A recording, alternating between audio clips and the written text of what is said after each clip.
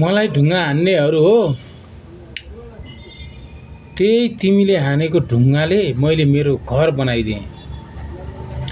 त्यही तिमीले हानेको ढुङ्गा टिपेर मैले मेरो घर बनाइदिएँ।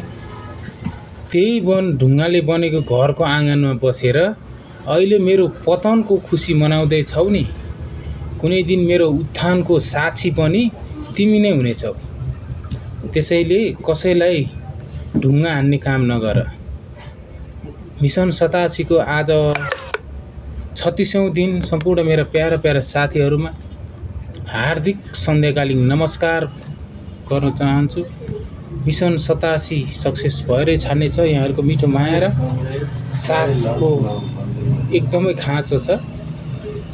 ढुङ्गा हान्ने हानिरहन्, कुरा काट्ने काटिरहन्, त्यसलाई बाल नदी चिरेर अगाडि बढ्ने हो। जय मिसन 87।